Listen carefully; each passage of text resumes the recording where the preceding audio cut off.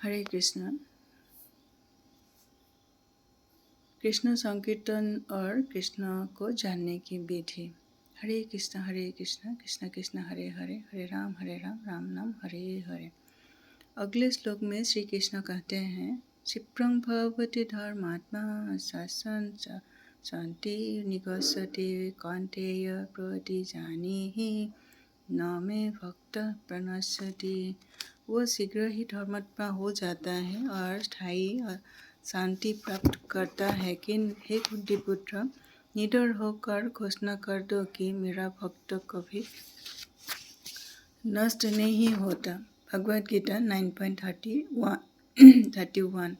क्योंकि उस व्यक्ति ने अपने आप को कृष्ण भावनामृत में समर्पित किया है, इसलिए श्री कृष्ण यहाँ घोषणा करते हैं कि वह शीघ्र ही सदाचारी हो जाएगा।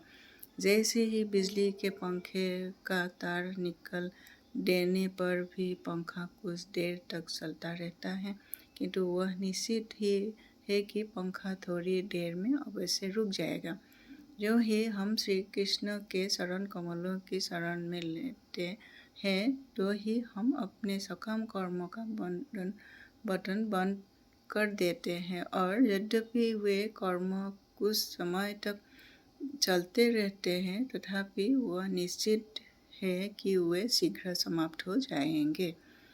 यह नितांत सत्य है कि जो कोई भी कृष्ण भावनामृत का आश्रय लेता है, उसे सदाचारी बनने के लिए पृथक रूप से कोई परिश्रम नहीं करना पड़ता। उसमें समस्त सद्गुण स्वतः आ जाएंगे। श्री भागवतम में कहा गया है कि जो व्यक्ति कृष्ण भावनामृत को प्राप्त हो जाते हैं, वह साथ में सब सद्गुण भी प्राप्त कर लेते हैं। इसके विपरीत अगर व्यक्ति ईश्वर भावना में से रहित है, तो उससे चाहे जो भी उत्तम गुण हो, वे सब व्यर्थ है, क्योंकि उसे अवांछित कर्मों को करने से किसी प्रकार रोका नहीं जा सकेगा। अगर कोई व्यक्ति कृष्ण भावनामृत से रहित है, तो वह इस भौतिक जगत में दुष्कृत्य किए बिना नहीं सह सकेगा, यह निश्चित है। जन्म कर्म स मे दीपम एवं यो वेति तत्र देहे पुनर्जन्म नैति मामेति सौजन। हे अर्जुन, जो व्यक्ति मेरे जन्म और कर्मों के दिव्य भाव को वस्तुतः जान लेता है, वह देह त्याग करने के उपरांत फिर इस भौतिक जगत में जन्म नहीं लेता, अपितु मेरे सनातन धर्म को प्राप्त करता है। भगवद गीता 4.9। श्री कृष्ण का अवतार जिस उद्देश्य से होता है, वह यहाँ और भी स्पष्ट किया गया है। जब श्री कृष्ण किसी विशेष उद्देश्य की पूर्ति के लिए आते हैं, तो वे कुछ विशेष कर्म भी करते हैं। निसंदेह दिव्य दार्शनिक है यह नहीं मानते कि भगवान स्वयं अवतार के रूप में आते हैं। वे कहते हैं, यह निष्कृष्ट संसार में भगवान क्यों आने लगे। किंतु भगवद गीता से हमें कुछ ऐसा ही पता चलता है। हमें यह सदा स्मरण रखना चाहिए कि हम भगवद गीता को एक शास्त्र के रूप में पढ़ते हैं, अतः गीता में जो कुछ भी कहा गया है उसे मानना भी चाहिए, अन्यथा गीता पढ़ने का कोई अर्थ नहीं है। गीता में कृष्ण कहते हैं कि वे संसार में एक विशेष उद्देश्य से अवतरित होते हैं और उसकी पूर्ति के लिए वे कुछ विशेष कार्य भी करते हैं। उदाहरणार्थ हम देखते हैं कि कृष्ण अर्जुन के साथी बनते हैं और कुरुक्षेत्र की युद्ध भूमि पर उनके कार्यों में संलग्न होते हैं। जैसे जब युद्ध छिड़ता है, तो कोई व्यक्ति या राष्ट्र किसी दूसरे व्यक्ति या राष्ट्र के पक्ष का समर्थन करता है और पक्षपात दिखाता है। उसी प्रकार यह कृष्ण भी युद्ध भूमि में अर्जुन के पक्ष का समर्थन करते हैं। वास्तव में श्री कृष्ण किसी का पक्षपात नहीं करते, किंतु बाहर से ऐसा लगता है कि वे पक्षपात करते हैं।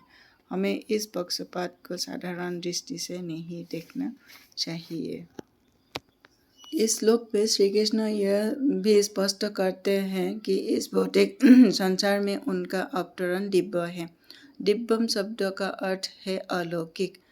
उनके कर्म किसी भी प्रकार से साधारण नहीं है। जब भी समस्त भारतवासी संप्रदाय के किसी भेदभाव के बिना भाद्रपद मास के कृष्ण पक्ष अष्टमी को वैसे ही श्री कृष्ण का जन्म दिवस मानते हैं, वैसे पाश्चात्य जगत में क्रिसमस के दिन ईसा मसीह का जन्म दिवस मनाया जाता है। श्री कृष्ण का जन्म दिवस जन्माष्टमी कहलाते हैं और इस श्लोक में श्री कृष्ण अपने जन्म के विषय में जन्म शब्द का प्रयोग करते हैं। जब जन्म होता है तो उसके साथ कुछ कर्म भी होता है। कृष्ण के जन्म और कर्म दिव्य है, जिसका अर्थ है कि वे साधारण मनुष्य के जन्म और कर्म के समान नहीं है। यहाँ कोई यह प्रश्न कर सकता है कि श्री कृष्ण के कर्म दिव्य क्यों हैं? वे भी जन्म लेते हैं, युद्ध में अर्जुन का पक्ष ले रहे हैं। उनके वासुदेव नामक पिता और देवकी नामक माता वे एक परिवार है। इनमें दिव्यता क्या है? किंतु श्री कृष्ण कहते हैं एवं वे विद्या तत्वात्।